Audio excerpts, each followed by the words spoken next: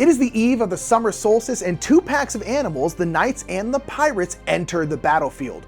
Runners, destroyers, and even turtles are squaring off for control of a scepter of power, the Tawahale, on the distant island Jungla, which was designed by Lorenzo Guinone and published by UAO Game, who sponsored this video.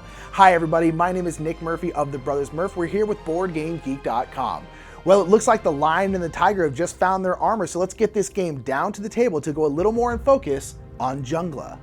In Jungla, two players will be squaring off, each using a pack of 15 animals to try and outflank and imprison each other, and traveling over land, air, and water to reach their opponent's hunting squares to score points.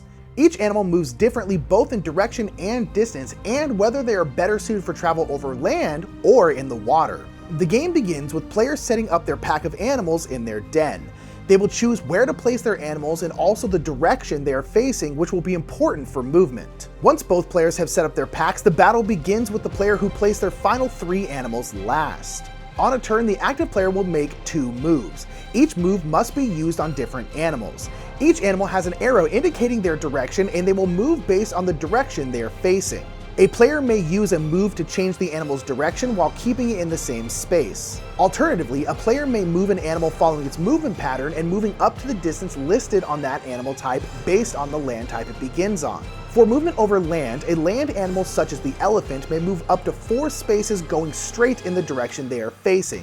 Zebras and giraffes may not move as far over land in one move, but they may move forward or diagonally to the left or right respectively. Other animals move in an L shape or may jump over pieces, or the turtle, while slow, can move in any direction. If a player manages to land on an opponent's game piece, they imprison that animal, removing it from the board. Animals may be freed from prison if the active player places a piece on the prison space, allowing them to bring up to 5 animals back onto the board, but the animal that released the rest must remain in prison.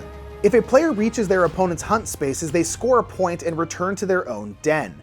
If a player reaches 5 points, they manage to win. If the slow and steady turtle managed to get to a hunt space, that player scores 2 points, and if their leader, the tiger or the lion, depending on which pack you play, reaches a hunt square, they will score a point and gain armor, which allows them to be hit once before being imprisoned.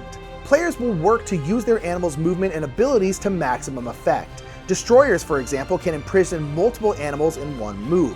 Runners cannot be imprisoned unless by another runner, and they can cover the board quickly. Aquatic animals are swifter on the water than they are on the land and can make quick work of the board. Other animals can use the water so long as it's listed on their movement guide, but they must stop their movement when entering the water and are generally slower than they would be on land.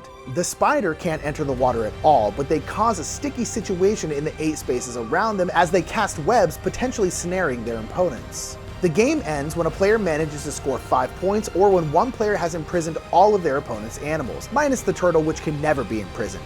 And the first player to manage one of those feats wins the game.